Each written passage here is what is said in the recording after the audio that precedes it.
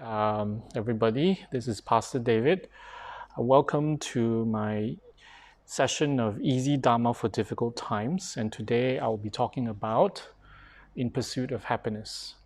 While waiting for you guys to come on, I can do a little recap of my previous sessions. We were talking about the earlier one. I was talking about boredom, and then I was talking about relationships in my last session.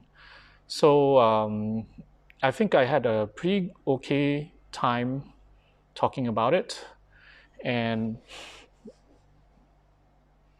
I see myself now on the screen, because now what happens is I'm doing it a little differently with the setup, so I won't be able to see who comes on. I have to look at my laptop pretty often to see that if anybody comes on. And I think the last one on relationship, this time in this session, we'll be talking about happiness. And I know it's a very, very huge, vague, or perhaps you think that, that you know the subject through and through, but what about from the spiritual Buddhist perspective? Perhaps you may or may not know certain aspects of it according to the Buddhist teachings. So we were going to cover it in this session.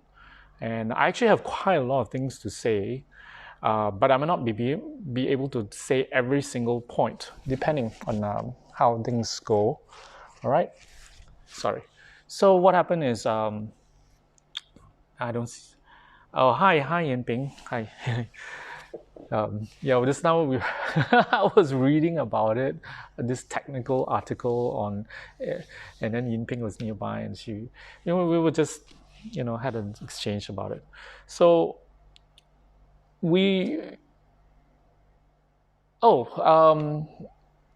if you do have, as a kind of like a introduction or an icebreaker, whatever you call it, if you do have a idea of happiness according to Buddhism, according to spirituality in general, do share. I would like to read your opinion about it just before I go into it, because happiness is, everybody knows happiness, one aspect or another. So, happiness can be an ice cream on a hot day. Happiness can be a good career, a successful career. Happiness could be, having a brand new car. Happiness can be living a guilt-free life of perhaps not eating, not harming anybody, not harming animals, being vegetarian. So for some people it is. For some people, happiness can be, a day in the beach, a lifetime in the beach, no work. But then again, maybe not in these circumstances right now, isn't it? So, hi, Jung. Hi, a cute emoticon. Oh, hi, Tata Ong. I'm just sharing your talk. Thank you very much, Tata. Or should I say An Ong? Hi, Sharon Ong. Nice to see you online regularly, almost every single session. Thank you very much for supporting. And do share me your thoughts about happiness in your perspective of, in accordance to spirituality in Buddhism, your idea of it. So, Sharon says, my happiness is making flower offerings. Oh, that's wonderful. That's beautiful. That is incredible, because making offerings, actually, I do want to cover that.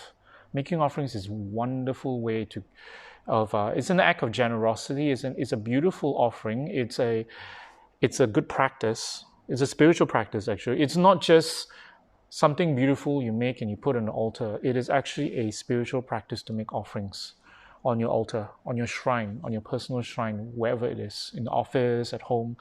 Because the object you're offering it to is the three jewels, and the benefits is tremendous. Not just for yourself, but for your practice, and depending on your motivation, your intention. Okay, so it's a wonderful, wonderful practice. Okay, so for me, happiness is. Let me see. For me, happiness is. Sometimes it's reading, sometimes watching a good movie, doing my sadhana when I'm awake in the daytime and I'm not stressed out with time. Happiness is when when deadlines are met. I think for a lot of people on these days, when your deadlines are met, and happiness is when I give a good talk and people give good response, and people learn something, people practice. I see people do certain practices because of what I shared, or it spurred people to think. I think that's happiness for me. And happiness is when I read a book and I find something interesting and I get to share it. Happiness is when when I'm able to help someone, personally. Happiness is when I can go for circumambulation, and happiness is also when there's no mosquito bites. Just kidding. So it can be anything, but we will go down. We'll narrow down further because it's more than that. It's much more than that. There are many aspects of it that is important. Hi, Kinho, right? From Ipoh. Hi, good evening. Hi, welcome to my session. We'll be talking about happiness. So, okay, I think there's enough people right now. I can basically start, okay, my little session on happiness. This is something that I'm going to interpret it a little bit because in the actual articles that I've read online and also Rinpoche's teachings, it can be a little technical. Happiness, there's short-term happiness, or what is known as ordinary happiness, is actually basically most of what was said just now. Ice cream, having a good job, having your family members, around you, your family, having material items like a car, like a handbag, jobs. So all those is covered under short-term or ordinary happiness. And then there's another one that is long-term happiness. Oh, hold on. Let me see this comment here. This is by Yin Ping. Happiness is when we do something beneficial for the people around us. That's very nice, Yin Ping. That is very, for someone who is a practitioner would think that's very good. And Sharon Ong says high five. I high five too. So what happens is there's, besides the short-term happiness, actually in the text, some say that it's not real happiness. Okay, that is just what you call pleasure, or temporary, fleeting pleasure. So what's more important in spirituality or in Buddhism is long-term happiness. Long-term happiness is basically about long-term well-being, peace of mind, and satisfaction with our lives. I'll repeat, long-term happiness is to do with well-being, long-term well-being, peace of mind, and satisfaction. I think the last part is very important for me, I think, among the three. Satisfaction, because it is to do with how we perceive ourselves and what we have accomplished. So is these three things. So in Buddhism, we are striving for this sort of happiness because it stretches not just this lifetime. It encompasses future lives as well. Because when we look into long-term happiness, when we look into happiness of others, and why we want to look at happiness, which I'll cover soon, will be very important because It's all interrelated, and it builds this happiness that is lasting, long-lasting, that is from within, that is not temporary, that is not like something that we keep trying to grasp at, or try to, it's like when you have one handbag, you want another, and then you want another. The problem about short-term happiness is this: it's what is termed as suffering of change. So suffering of change means, like right now, because it's in this room, I have some air conditioning on, so it's comfortable. But you see, over time, the air conditioning keeps pumping in, and it gets colder. So at the moment, I'm happy with the temperature, but over time, I will not be so happy when it gets too cold. So I'll be shivering, and I won't be able to pay attention and say much. Okay, I see some people come on. Hi, Yiling. Hi. Thank you for joining us from America. Hi, Shelley. Hi, Irene. Good evening. We are talking about happiness, long-term happiness now. The drawbacks of the short-term happiness. So short-term happiness, what happens is there's suffering of change, meaning few aspects. One of them is it always changes. Whatever short-term object that we pursue. I say object, okay? What is an object? Object is something, you see, happiness is not, you cannot say it's one thing or another. It has to be an object. It has to be object. What is an object? Object is something that is a person. It could be a person. It could be a circumstance, a situation, sorry. It could be a situation, or it could be people, object, people, object as in material items, people, or situation. So the perceiving is a feeling. Happiness is a feeling that arises from these objects. So basically what happens is when we perceive, let's say it's a person you like, when you look at the person you like, you get a sense of a feeling of happiness, because maybe this person is your loved one, maybe this person is your friend, maybe this person has been nice to you before, maybe this person looks good, you're attracted. Maybe this person is kind, you can feel them, you can feel that energy. Whatever it is, this person makes you feel that. It makes you feel some sort of happiness to a certain level, and you're drawn to this person. Or this is, if it's a person. If it's an object, it's something beautiful, it's something desirable, and you're drawn to it, and you want to keep it. You want to, and in keeping, having the person in your life, a friend, a loved one, you want them to be always there for you. An object, you want it to always be, it will last for as long as you can, forever if it's possible. And then if a situation is comfortable, for example, right now, maybe, for some people, this is not desirable. It's the opposite of happiness, because, you don't get to go out. But for some people, for certain people, it's happiness because they don't have to go to work. They don't have to do a lot of things. They don't have to meet people. So for some people, it's desirable. For some people, a lot of people, it's not. Whatever it is. So, and then on the other hand, situations, it could be, it could be this like just now I just said, this COVID lockdown is a situation in itself. So if it's desirable, if it brings you happiness, there's a few aspects to it. When you meet it, it gives you pleasure, it makes you happy, and you want it to last. And when you lose it, you are unhappy. When you lose it, you are unhappy and you want it back. You want it again and again and again, because it's pleasurable. And then on the other hand, if it brings you unhappiness, right? Upon perceiving it, upon observing it, what happens is you want your time.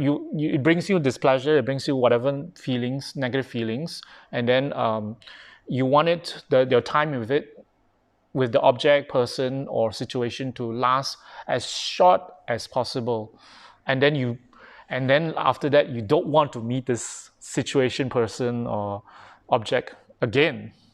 So that's basically it. This is happiness.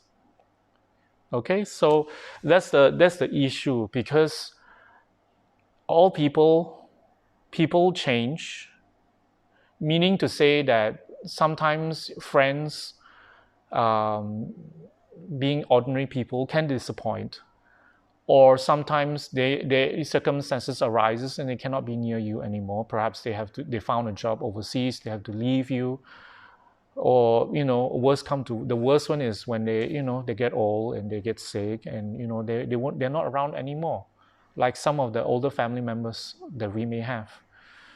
So that's the suffering of change. Okay, and same goes with objects. And the thing about all this, what I've been saying is that let me see. Before I carry on, let me see if there's any comments. Please do share if you have any clarifying questions or any thoughts about what I've just said. I welcome them, because it helps me to, when I answer it, it gives you a new perspective of what I'm trying to say. So when there's a new perspective of something, when from many angles, when you see a logic or a point that I'm trying to make from different angles, you gain a better understanding and a clearer picture of what I'm trying to convey here. All right. So so where was I? I got distracted. So basically, I was talking about the definition of happiness, from the perspective of an object, and if it's happiness, if it brings happiness, or if it brings happiness, what happens, And then I was also talking interspersed with examples of suffering of change, because all short-term happiness is subject to suffering of change. It will always, it's subject to impermanence.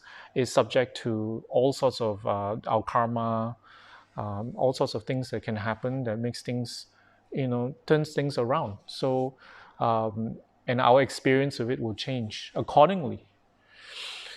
So that's the thing about happiness. So in pursuit of happiness, in especially these difficult times, when I think I specifically chose this because it's a good time for us all to contemplate about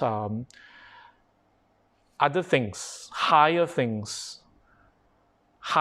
beyond just that we are not happy with this COVID thing, but in our lives in general, because I want to touch a little bit about long-term happiness. What I just said, peace of mind, of what's the word I used? Peace of mind, satisfaction with our lives and well-being. Okay, so why I want to say that, why I want to touch this is because this is being spiritual. This is about Dharma.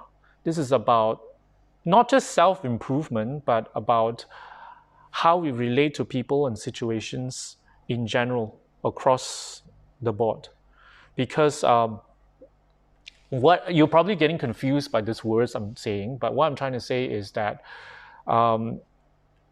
over the years, right, how we act, the good points, our good parts of our characters, and the bad parts of our character,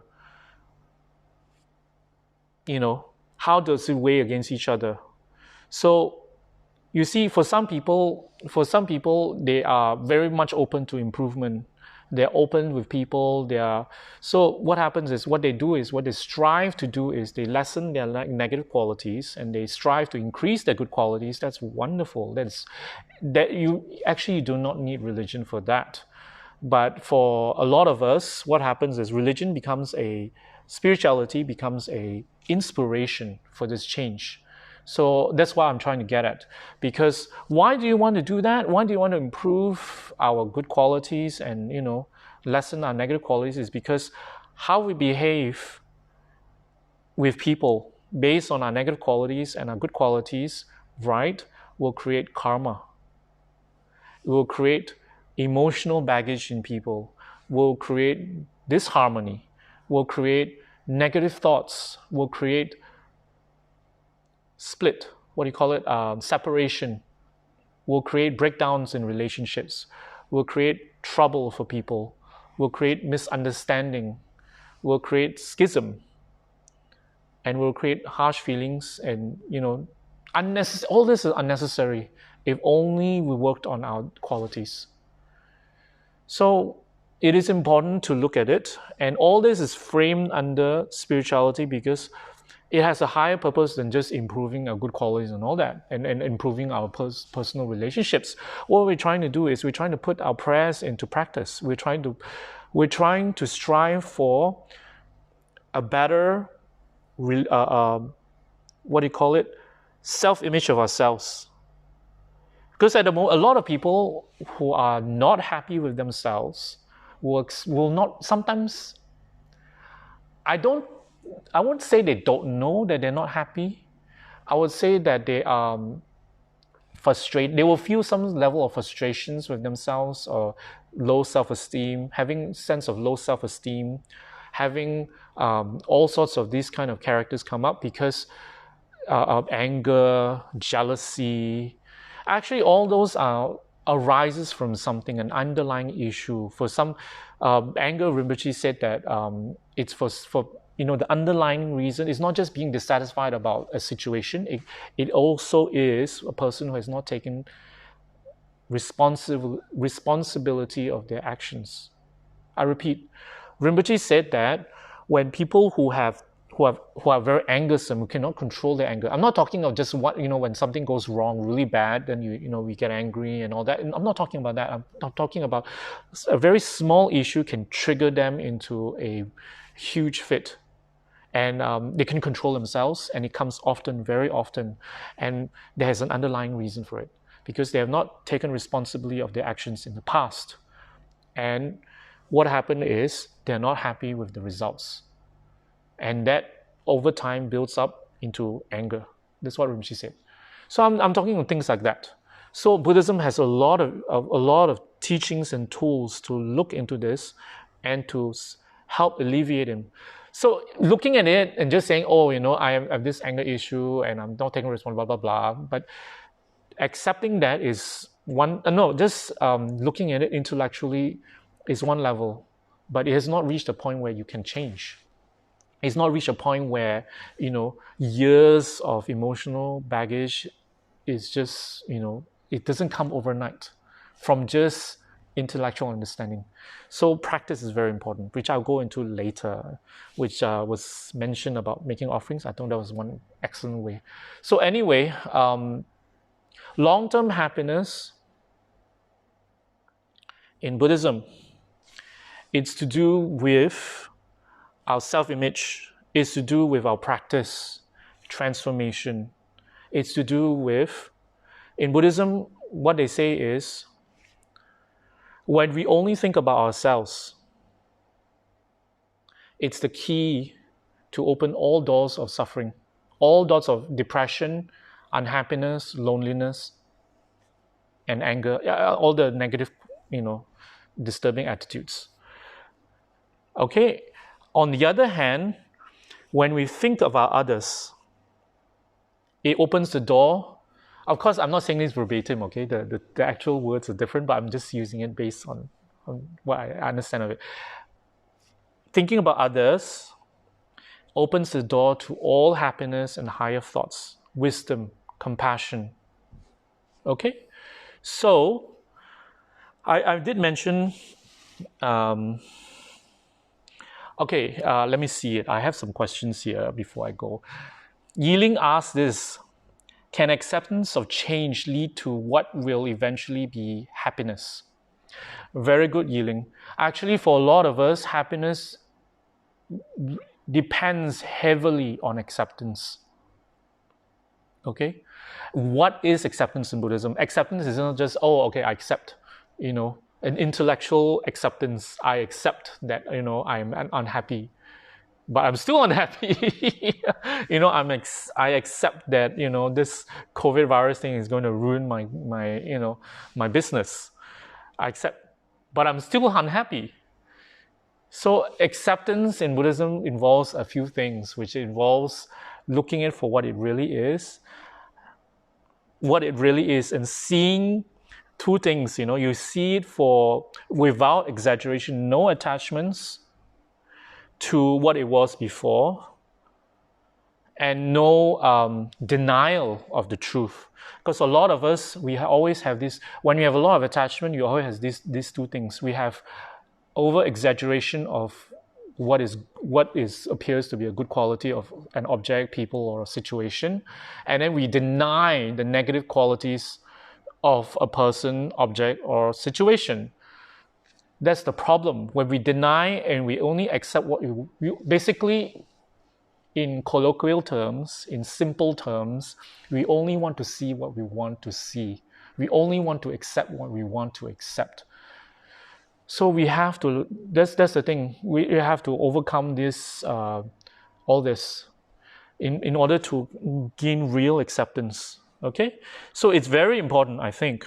It's very important, and what you said is hits the nail, which is actually one of the points I want to talk about. I bring it forward already since you asked about it.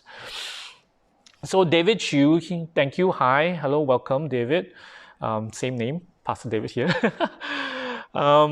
You say everything changes, nothing changes. That's actually a one of Rinpoche's excellent, wonderful teachings. And what he's trying to say, what this is about, is why everything changes when nothing changes, is because it's to do with our intent and our motivation doing things. You see, all of us, this short-term thing, this short-term happiness we were talking about earlier, we know it doesn't actually bring us happiness. But if I'm going to ask you to completely give it all up, that's not going to work either for you at your level at this time. For me too, for both of us, for all of us at this time, as in for us, people who are new, people who are not that advanced in our practice yet. So what happens is we change our perspective and motivation doing things. Perhaps instead of the whole effort is put in our career, in our family, we spend a little bit of our effort into spirituality, into learning, into exploring spirituality, into improving ourselves according to the Dharma, according to Rinpoche's teachings, according to the truth. So to explore a different perspective that can help us long term.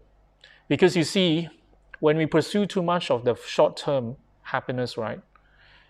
To be honest, in the text, it just says it leads to despair. It leads us to loneliness, depression, and unhappiness. So when we focus too much on just the short term and we neglect the long, that's what happens. So what is the long-term happiness, the self-satisfaction? My first point I mentioned just now about this long-term is actually our self-image and how we improve on ourselves in our relationship to people, in our relationship to our practice. Because when we listen to the teachings over and over again, when we try to attempt to put in a practice to lessen our anger, lessen our jealousy, lessen our attachments, right? What happens is we find that we become lighter. The first sign is we feel lighter. We feel it's like a burden has lifted. We feel that we can, even difficult people that we used to have a lot of difficulty interacting with, becomes easier. We feel that our problems are not as big as it was before. We feel that, there's a lot of benefits. I can go on and on, whatever it is. But the point is that more importantly is it improves our relationship with people. It betters the quality of our lives. And for some people, it makes them successful in whatever endeavors they choose to pursue. And ultimately, what happens is all this eventually, and when we go on learning and practicing, we find even the short-term goals that we have our relationship, our job becomes less and less important. As we get older, as we get more materially successful and comfortable, we find that, we have time and effort to put into something more, into our spiritual well-being, into future lives. If you believe in future lives, that is. And future lives, previous lives, this is Rinpoche's comment about that. You may not fully, some of you, most of us actually will intellectually, as in Malaysians, Chinese especially, and Indians will generally accept that and believe that to a certain level, to a certain degree. What Rinpoche has to say is this. Reincarnation, but previous lives, future lives is to do with reincarnation, right? The topic of reincarnation is a hotly studied and researched topic, field of research in the West, and they do it based on statistics. They professors go out and research on field studies, case studies of children who remember their previous lives.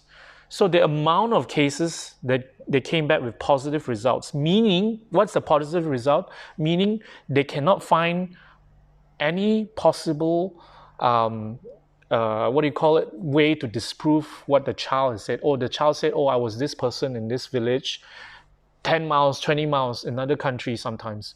And they go and they study and they do find that this person exists and there's no contact whatsoever with the child that's making this claim. So in other words, the cases are authentic and there's no way that this child could have made it up or someone could have inspired that, put that in their mind. No way. So all this becomes statistics, and the statistics are so high, the amount of children coming back, remembering their previous lives and the accuracy of it is so high that the professor who is doing this study came to the conclusion that it exists, and it's still being researched now. It's just that they don't have a way to see beyond statistics, numbers, and personal accounts, meaning to see beyond previous lives, future lives, and how the dynamics work. But it does exist based on these studies. So it's a huge field of study in the West, and what it means is it's real. It's real. And in the monastery, if you ask Rinpoche beyond it, has no doubts about it. I mean, he comes from a perspective of a person who is raised in the West. Okay, let me see. Any questions? Okay, no questions. So Rinpoche comes from a perspective of someone who is raised in the West, and he sees things from a modern Western perspective. A modern perspective, let's not say East-West thing. Modern perspective. Okay, from a perspective of a modern individual who is educated and who is more or less secular. So what happens is, because there's so many people making authentic claims of their previous lives, that it's undeniable. Even the professor himself who started the research not believing in reincarnation have no way to deny it now, because the sheer number of cases that's being researched. So you have to read between the lines. You have to make your own conclusion. If you want, you can. There's lots of articles, case studies. Rinpoche has blogged about it, and many blog posts about authentic cases of reincarnation. And there's many on field research online, many. And most of all of them, in fact, does not dwell on religion or the doctrine or the dogma of any religion, Hinduism or Buddhism, that believes in reincarnation. They don't go into religion to identify these cases or to look at it's nothing to do with religion. It's totally academic research. That's the amazing part. Okay, so that's what Rinpoche has to say. If you have any doubts about reincarnation or future lives, previous lives. Okay, so back to let's get back to happiness. Okay, so I've defined happiness in terms of our self-image, our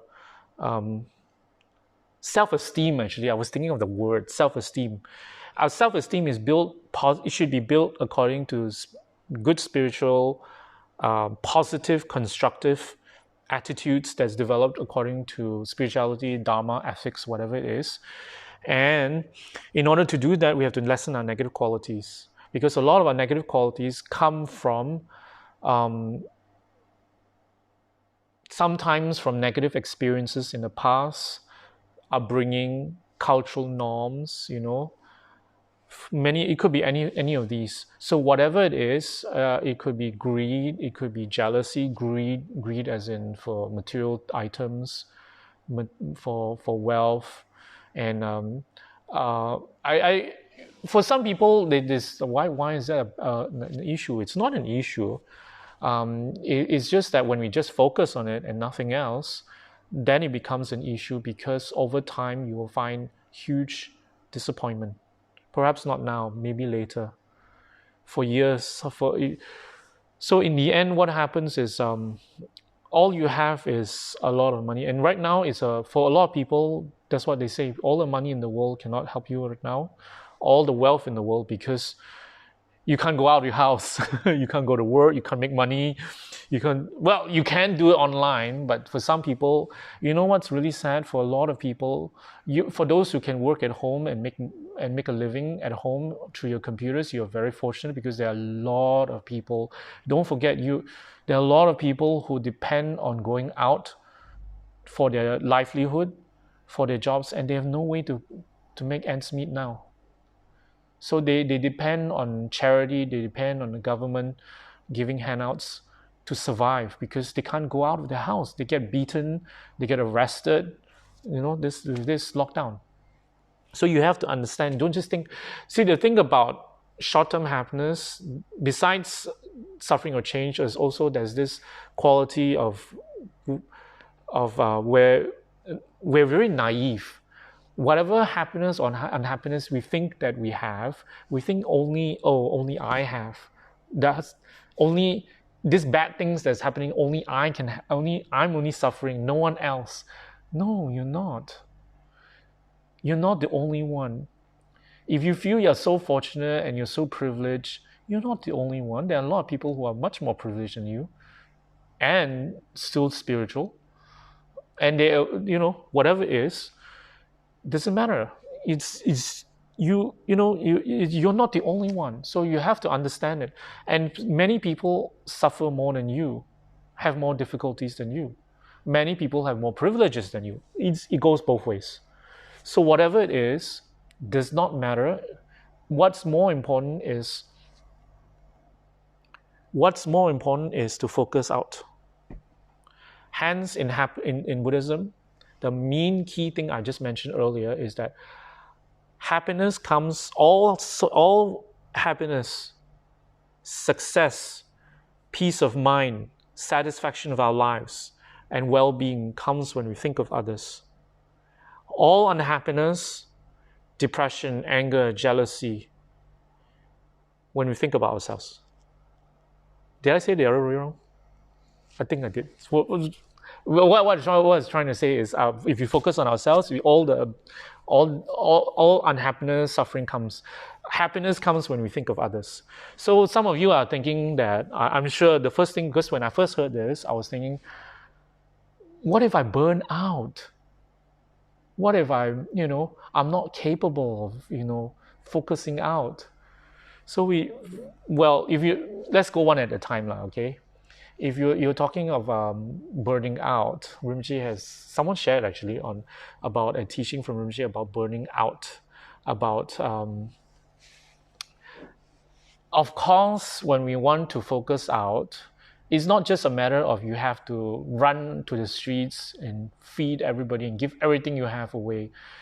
No, that's not what it means by focusing out or helping others or shifting your concern for others. No, it's not. It's expanding your mind. You're not the only person in this universe. In your household, you're not the only household in the world. Your family is not the only family in the world, in this country, in this region, in this apartment, in this housing area, estate. You're not. There are many families. How the time that you spend thinking of others and versus yourself and your family shows how the level. Okay, so when you just focus on yourself and yourself and yourself and your problems and your problems and your problems, you're being naive about it because you're not the only one. Okay, so let's see. I have a comment from Mr. Hart. Taxi drivers. I'm not really sure what reference. Oh, I see. Good one. Taxi drivers who needs to go out and make a living. Yeah, definitely. And I hear a lot of these SMEs are suffering a lot. Small and medium industries, SMI, sorry, or enterprises. So what happens is, yeah, a lot of them, they, especially like food places. I know they allow delivery, but a lot of people have, especially the older generation hawkers and all, they can't do online. Some of them not even literate. So that's many. Taxi driver is one excellent. And then you also mentioned 8 verses of thought transformation, Geshe Chekawa. Actually, it's Geshe Langri Tangpa. Chekawa is his guru. Yes. What 8 verses of thought transformation in essence is this. There is a genre of teachings by the Buddha called Lojong, or mind training. So what happens is because we have been conditioning our mind to think selfishly. Why we thought? Because in school nobody tells you about spirituality, nobody talks about future lives. No teacher in school, generally most schools, secular schools, will teach you about your psychological well-being, happiness, how to benefit others. So what happens is culturally, everybody, these days when you turn on the TV, everything is focusing on you. You are most important. To be happy, you have to think about yourself. To be happy, focus on yourself. Start with yourself. So actually, to be happy is not yourself. To be happy, actually, you focus on others. But you have to focus in the right way. And you train yourself to shift that focus. And that's what this genre of teachings is all about. So mind transformation teachings like the 8 verses of thought transformation is an excellent teaching, but you do need, it's quite short and concise, and you do need to read a commentary to fully appreciate, understand its full meaning. Each stanza, each verse, it has a lot of levels of meaning and a lot of aspects of the teachings and topics of meditation that you can focus on to develop your mind, to develop focusing out, developing compassion, and overcoming selfishness. Because all of us are kings and queens of selfishness. And no, I'm not saying it's bad. It's just that we've been conditioned. And this condition is not just this life, actually. We've been doing this for many, many lifetimes. That's why it's so ingrained. Most of us, some of us, do not even realize our level of selfishness. So it becomes automatic. When it becomes automatic, it's not a good sign. So what happens is especially when selfishness, there's many. Some is just self-absorption. We don't really harm others. But some levels of selfishness, we harm others. Some people, they become angry. Like just anger as an example. For some people, it's about power, about they will stop at nothing to gain some kind of influence or power over people, position where you can control others. Some people, it's about being right. When you don't you notice that some people, when you have a conversation with them, all the time they are trying to correct you, correct your verbal fault, your grammatical errors, trying to correct your facts, trying to tell you that that person is right and you're wrong, and there's a debate going on, and something that's very small becomes a topic of debate, like the rain. Sorry. Anyway, so what happens is, so when the person, it becomes so automatic, it's because it's a lot of practice. Everything comes with practice. So in order to undo it, we need special teaching, special topics of meditation, special contemplation, and special practice to overcome it. Okay, so that's what 8 verses is about. I won't go into it because I don't think I have the time. And there's something that Sharon wrote. In order not to burn out, we need to keep generating merits. And as such, we need to do our daily prayers diligently. Very good. That's why I like what you said, happiness is making offerings. It's wonderful when you do something virtuous like making offerings and your sadhana, something that's happy for you. That you feel happy, you feel a joy, a sense of joy, which means you have a lot of merits. When you have a lot of merits and you keep generating more merits, so what happens is, adapting to people, you'll be light, you'll be generous, because when you make a lot of offerings, you develop generosity in you. You develop what do you call it? A kind heart for others. It comes naturally.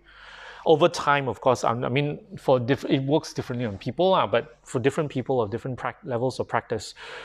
So my point is, when you find joy in doing spiritual practice and helping others, in being kind, in being forgiving, for some people it's forgiving, in being open to criticism. You see, criticism is a very important thing that came to mind suddenly. Criticism is something that many of us, including myself, struggle with. But you see, whatever tone it's delivered to you, how you take it, how you accept it over time. For sometimes I know, sometimes if it's delivered harshly, we struggle, Then, but you see, when we take it into, when we seriously consider people's criticism of ours, because for some people, I know they did it because they're not happy with us, or they could be jealous, but sometimes most of the time is they did it out of concern, out of care, because they could have just kept quiet and not tell you anything and let you just, do whatever you do that is bad. So, why did I say go into criticism? It's because when we do practice, when we train our mind to accept, and when people give us feedback, and especially if the feedback comes over and over again from across the board from different people, then we should know that it means that it is the truth. No matter how harsh, how hurtful, how difficult it is to accept, it is the truth. Because it comes from so many angles. So when it comes from so many, automatically it's the truth. So it's high time we have to do something about it. So in order to, if we even struggle to think that could be a possibility, it's not a good sign. It's really not a good sign. And then for people who are lonely, and people, everyone around us run away from us. So why? We have to seriously look at ourselves and see our qualities, how we interact with people. Are we nice to people? Are we, nice when times are good, and when we are stressed out, we lash out, we are bitchy, we use cutting words, or we are someone who always use sweet words, but every time we meet someone, we have an agenda in mind. We want something from people, and people can feel it. People don't like to be used. People don't like to be, you always, just say hi and you want something. Don't be like that. Because for some people, it's and that's why people stay away from you, because they don't want to be, used. And generally, I don't know, maybe in the West, people are more brash and more outspoken, they would say it. But in Asia, most of the time, people do not say it out to you. You have to figure it out yourself. If people stay away from you, and for whatever reason, for these reasons, you have to examine yourself. What is the problem? What's the issue? Why do you have to be like, we know the moment you see someone, you have also, you make a cute sound, you say hello, you try to endear yourself to every single person you meet, and still you're not successful in making a friend. So you have to contemplate. So happiness is looking at ourselves. I think that's very important for a lot of us, myself included. It's very important. So happiness is looking at ourselves, long-term happiness. And then when we improve on those, then we can look into seriously into practice and attainments. Because before we actually gain attainments, real compassion, real wisdom, we have to overcome all these negative qualities in us. And then when we go into it, then real attainments come, because in order to generate real compassion, okay, that comes from wisdom, you need to have equanimity. What does that mean? You look at everybody, you don't see people as loved ones, strangers, or enemies. They're all the same to you. You have to equalize everyone in your eyes, in your regard. So at the moment, it's not possible. All of us have someone we don't like, we try to avoid. All of us have someone we wish to be close with. For some of us, we want to be stuck to them because they're beautiful. For some people, we wish to be away from them. For some people, you couldn't care less. Yeah, it could be. You know who are the people you couldn't care less? The maid who is at home serving you, who is annoying as hell, because you every time you have to tell them what to do, and you're so annoyed, and you couldn't care less whether they are missing their family. You couldn't care less whether they had enough to eat. You couldn't care less if they have a headache. You couldn't care less if,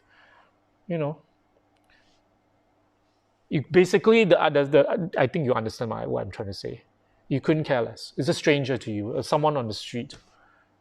For some of us, our pets, the animals, you couldn't care less. Sometimes you don't even notice. So there's these three types of people. You have to equalize all of them. You have to have equal regard for all. Then you have certain practices, contemplations to develop compassion for all. So at the moment, we are very attached to our labels of who is our loved one, our enemy, and a stranger. Huge attachment, huge aversion and attachment and aversion. So before we all do all that, we have to work on ourselves first.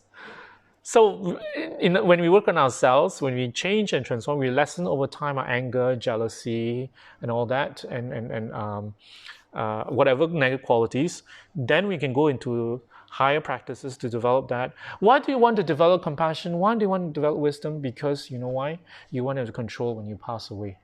You want to have, if you are a Buddhist, if you are a Kecharian, you want to achieve Vajrayogini in this lifetime. There's 3 ways of achieving Vajrayogini, meaning enlightenment according to the Vajrayogini Tantra. You can achieve Vajrayogini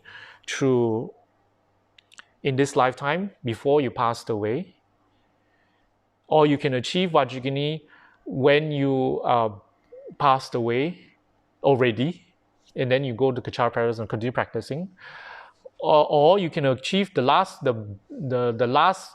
way is you can achieve Vajrayogini after many, many lifetimes of meeting her again and again, going through the same issues and problems, and then finding her practice, and then practicing, finding the Lama. Of course, beforehand you find the Lama and then find the practice. And what's the odds of that? Sometimes, you never know, because sometimes our negative karma is so heavy, we might not meet her, unfortunately for some of us. So it's very important that we practice. Anyway, happiness long-term, short-term. The long-term happiness comes when it's harder to define because we're so used to looking at the short-term, defining our whole existence on this planet based on the short-term goals and short-term happiness that we have. And for us, long-term is planning our future career, planning our old age, our old retirement fund, our insurance. That's the extent of our planning. But we don't plan about our learning, spirituality, and all that. So it's very important that we explore this and find ways to go. Okay, before I go into that, any questions, please let me know. I so far see nothing. I get a lot of... Oh, I got a comment from Losang Yeshi. Hello, welcome. Thank you for joining us, Losang Yeshi. Awesome, you said awesome talk, easy yet profound and great. Thank you very much. This all comes from years of listening to Rinpoche's talks, and I'm just putting it together for people to make it easy. I hope I made it easy for everybody. I may not be the best of the most eloquent of speakers, but I try. So it's this long-term happiness that we strive for. Rinpoche always tells us. And one of the things that we need to think about in versus long-term, short-term is that one thing Rinpoche said, I wanted to highlight. I should have said it earlier, but I didn't. I forgot. So I'm going to say it now. In terms of short-term happiness, you see, in Buddhism, short-term happiness, we call it happiness, but actually it's not. And Rinpoche gave a very simple and logical way to find out why it's not.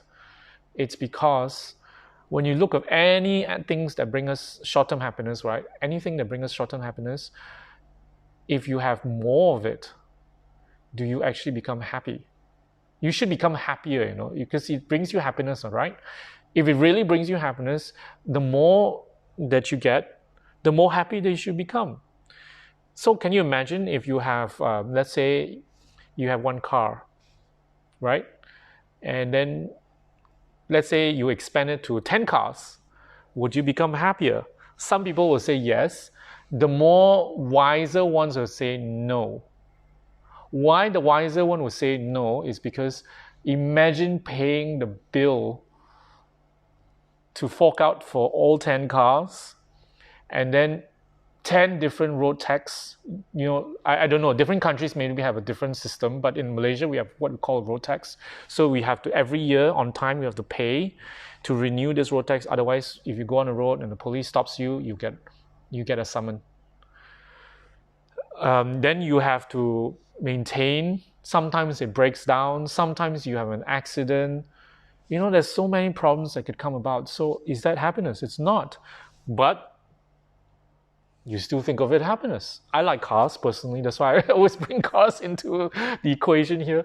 But yeah, for many, if your happiness is your wife, imagine you have 10 wives. Each of them wants some sort of attention from you. Each of them wants some, they have kids, and all of them need attention. Will you be happy? Some of you will say yes, but the wiser one will say no. So I think you get the picture, you get the drift. So, any aspect of material, person, situation, you just expand it. Then you realize that actually none of these things really bring us happiness. And this is an excellent, not just a logic to see it, it is also a good contemplation. Because when we are down, unhappy, that we want something and we don't, and then sometimes we don't have the karma for it, whatever it is, whatever the reason. So we just think, we can contemplate. We can put that into practice. Okay, we can, So, okay, let me see. Chung has a lot of comments suddenly. When you say long-term happiness, do you mean true happiness? Yes, thank you, Chung. I'm sorry, my vocabulary went haywire today, as usual. Yes, actually, that's what I was trying to say. Your next comment from Chung. To establish that we are actually not happy, we have to understand we are suffering, right? For example, aging, sickness, ups and downs, uncertainty, etc. Yes, correct. If in order to be to understand, to establish that we are actually not happy. Actually, I mean that is one way of looking at it. I was trying to go on a level of, because everyone doesn't want to strive to alleviate the suffering. What they want is they want more happiness. Okay, so I was going on that route. But yes, if in order to be happy, then they have to understand what makes them unhappy. So, which is also covered already. The suffering will change. With our negative qualities in us, with understanding perspective and perception. Because I did mention also perception here. Let me see. Did I mention? No, I did not mention. Perception is another interesting thing, because I think it was covered in JP's talk this morning. Perception is interesting because perception is how you view something, how you see something, because everybody sees things differently. And perception has many factors. One of the factor is it could be personal experience. If you see something that is not pleasant, it could be because of prior experience with that person, that situation. So that memory comes up and you immediately have a reaction from it. For some people, it could be social norm. It could be you were taught that way, meaning from society. For example, it's pantang means a taboo to wear black on Chinese New Year. So when your family members see you wear black on Chinese New Year, I'm just giving a very rough example, okay? When your family members see you, they are not happy with you, and you become unhappy too because you'll be shunned. For example, it could be cultural norm, it could be your prior experience. Most of the time, our strongest causes of unhappiness based on perception is from previous experiences.